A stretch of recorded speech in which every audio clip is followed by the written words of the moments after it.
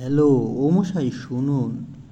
আসলে আমি বাংলাদেশের একজন অনার্স পড়ুয়ার শিক্ষার্থী।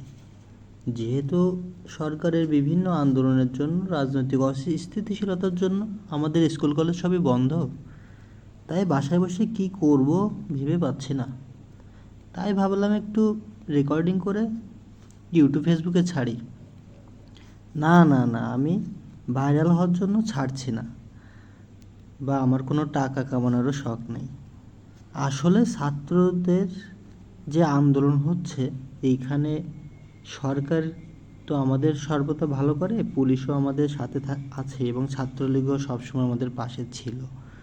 তো আসলে একজন ছাত্র হিসেবে আমাদের উপর কি প্রভাব পড়তেছে বা কি করছে আমাদের সরকার, পুলিশ বা ছাত্রলীগ যাই বলেন না কেন, সেটাই মূলত বলবো একজন ছাত্র হিসেবে আমাদের অনুভূতি কেমন। তো এইসব বিষয়ে যদি আপনার কোনো ধরনের আগ্রহ থাকে তো আমার চ্যানেলটা সাবস্ক্রাইব বা ফলো করে রাখতে পারেন। জানি না এটা কোথায় ছাড়বো আমি।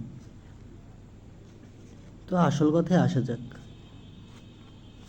তো আপনারা সবাই যারা বাংলাদেশ থেকে দেখছেন অথবা বাইরে থেকে দেখছেন, যারা মূলত আন্দোলনে যাননি, তারা হয়তো বিভিন্ন ধরনের কথা শুনতেছেন বা টিভিতে বা বিভিন্ন কিছুতে দেখতেছেন কোঠা আন্দোলন, কোঠা আন্দোলন। তো আমি যদি একদম প্রথম থেকে আসি, তো যেমন আমার উদাহরণই দেই, আমি একজন শিক্ষার্থী। আমি ছোটোবেলা থেকেই বাংলাদেশে পড়াশোনা করেছি এবং আমি এখন অনার্স পড়ি। তো অনার্স শেষ করার পরে আমি একটা চাকরি করব। চাকরির পরে আমার বিয়ে দিবে বাড়ি থেকে। বুঝছেন? শুনলেই না মনের ভিতর কোনো একটা হাসি লাগে।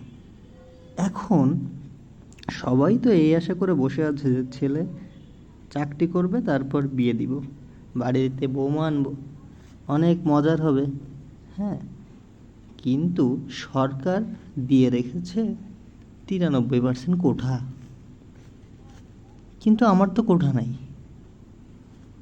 এখন আমি আমরা যারা একই ক্লাসে পড়তাম স্কুলে, আমার রোল ছিল 1, তার রোল ছিল 10। তো সে হচ্ছে ফ্রিডম ফাইটার্স। তো আমরা দুজনই এক জায়গায় পরীক্ষা দিলাম ইউনিভার্সিটিতে। তো কোঠায় তার হয়ে গেল, কিন্তু আমার হলো না।